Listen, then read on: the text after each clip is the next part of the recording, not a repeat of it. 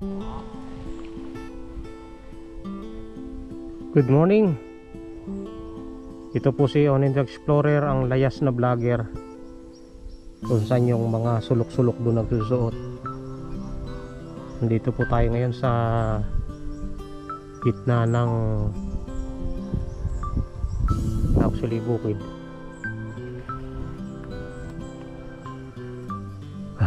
Nagre-relax. Sarap pagmasdan ng mga bulaklak ng damo habang umiihip ang hangin sa mukha mo.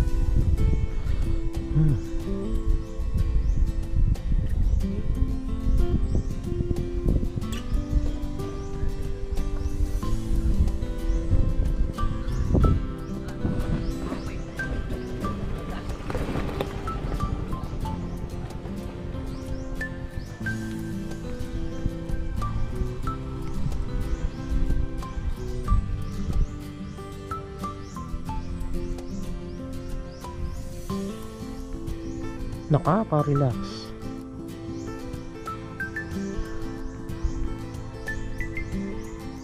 Kalimutan muna natin yung utang.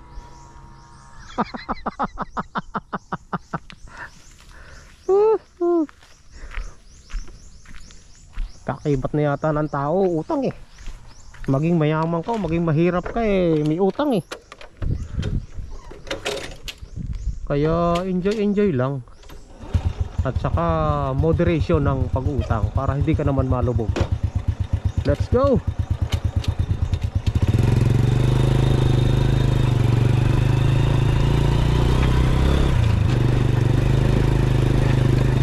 Masaya lagi ang puso ko sa road trip eh.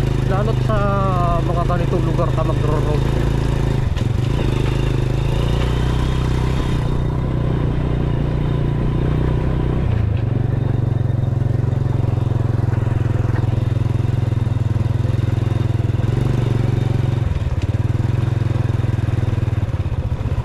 Actually kagagaling ko lang ng Manila kahapon. Halos maghapon ako nandun para bumili nga ng GoPro.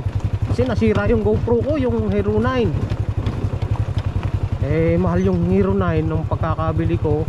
Nasa 24 mil pa, 28 mil yung kasama yung mga accessories. Eh ang nabili ko ngayon Hero 10. Pero mas mura siya kasi natatabunan na siya ng latest na ano eh, na Hero 13 ngayon eh. Kaya umabot lang siya ng 17 mil yung bagong GoPro ko. Kaya yun ang binili ko kasi yung battery ng Hero 9 tsaka Hero 10 magkapareho lang. Eh pag ako bibili ng latest na GoPro Hero 13, masasayang yung battery kasi iba ang battery ng Hero 9 kumpara sa Hero 13. Mahal pa naman, 500 mahigit. Eh apat yun, eh hindi ko na magagamit. Kaya nag-decide ako, ang bilhin ko ay GoPro Hero 10. Mura pa, 17,000 lang. Bali 16,990. 10 piso lang ang kulang. Ito na yung nagagamit natin ngayon mga ka-explorer. Itong GoPro Hero 10. Kaya yung mga nagbabalak-balak dyan mag-vlogging, nako, gagastusan nyo talaga ng ano, magastos talaga ang pagbablog mga ka-explorer. Kasi ang mahal ng camera, hindi basta-basta. Eh biruin mo, wala tayong budget. Eh mabuti na lang meron akong ano, natatakbuhan sa utang. Eh nangutang muna tayo. Pero yun ay pera ko rin naman. Meron akong ano doon, investment na pwede kaming makautang kasi meron kaming stock doon, mga stock market. Dati ang kinukuhanan ko home credit, eh ayoko na sa home credit. Doon na lang sa aming kooperatiba, kumikita pa yung pera ko pag ako kumukuha ng pera. Ang tubo doon ay napupunta sa co-op, tapos napupunta sa ano ko, sa capital share ko. dual purpose. Andito tayo ngayon sa kalsadang ito na papuntang Maramo ha. Maramo to. Kaso lang hindi ako pupunta sa Maramo River.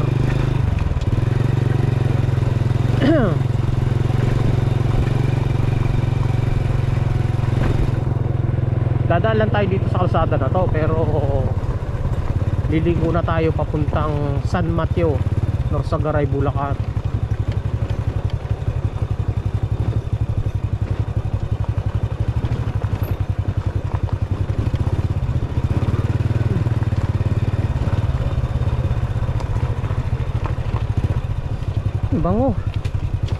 Ang bango ng kalikasan. Sa Manila hindi talaga ako happy. I'm sorry doon sa nag-comment na wag ko na raw sabihin na hindi ko masinasabi pang lahat personal ko yun Hindi talaga ako happy sa Manila. Kasi nanirahan kami rong ng nasa 2 taon sa Manila. Tapos nagtrabaho ako ng 7 taon sa Manila as lalamove driver at angkas driver. So alam ko mas masaya ako sa probinsya. Kahit maliit ang kita ko, dito ako. On my personal view, perspective.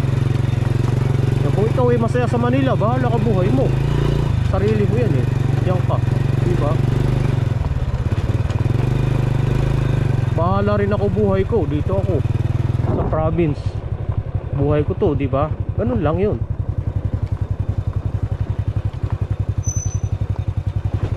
Huwag ko na rin sabihin na gano'n ng masarap daw mamuhay sa probinsya kaysa Manila. Ano kaya masama ro? Alam nyo, without province, Manila will die. Tandaan nyo yan. Without province, Manila will die.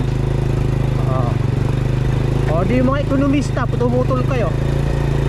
Yung magagaling sa sa economy ng bansa, sige, tumutol kayo kung mali ang sinasabi ko. Without province, Manila will die. Pinapakain ng probinsya ang Manila Maghanap pa nga ng taniman ng palay dyan sa Manila, bandang Quezon Boulevard, Quezon Avenue, Quiapo. Sige nga, para mapakain sila. Lahat ng kinakain nila galing sa probinsya.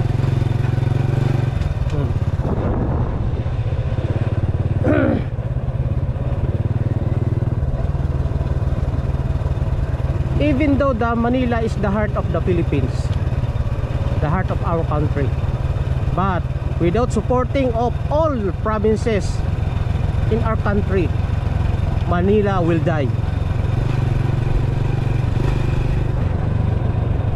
Isda, gulay, pagkain,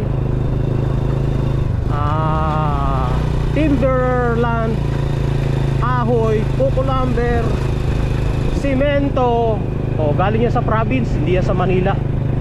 Dito sa Bulacan, ilan ang pabrika ng rito ng simento? 4. 3 sa Norsagaray, 1 sa San Ildefonso. Province yan. Nagsusupply yan ng sa Rizal, ang daming pabrika na simento dyan. Wala sa Manila yung pangangailangan ng Manila, nasa province.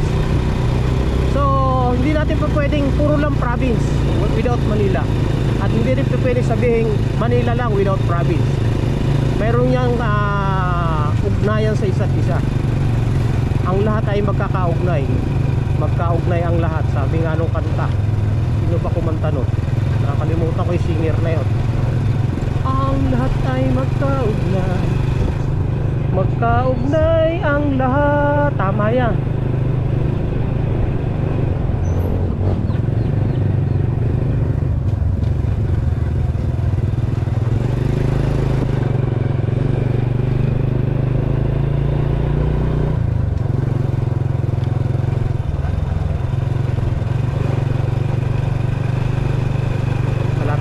Sa San Mateo, mga ka-explorer. Wow, maganda-gandang view dito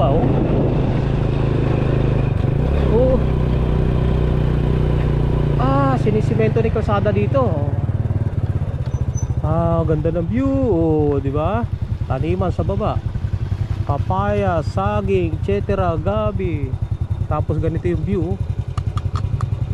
Sarap gumawa rito ng ng kubo-kubo, tapos may kainan. Diba? Kahit lugaw lang.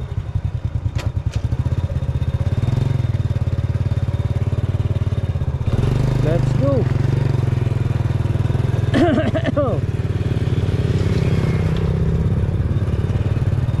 Nagaway pasada dito. Tama yan.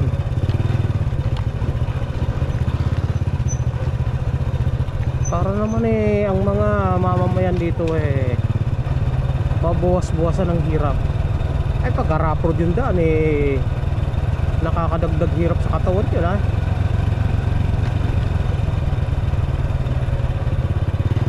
Pagka sementado o kalsada, hindi napakaganda.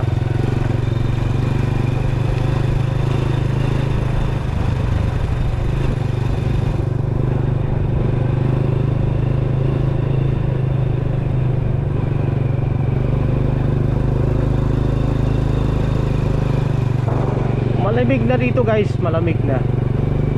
Palibhasa itong San Mateo mataas na lugar.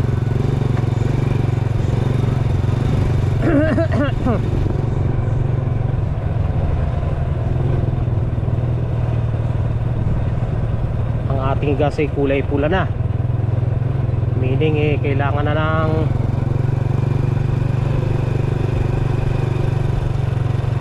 makargahan. Sabagay, malapit na tayo sa highway. Okay, pinutol ko yung video. Lapit-lapit na tayo sa highway, mga ka-explorer.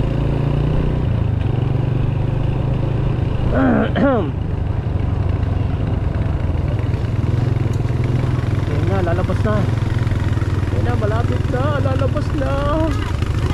Malapit na. Lalabas na tayo. Ayan ito na. Kakanan na tayo, pabalik ng Bigte. Okay. Babu.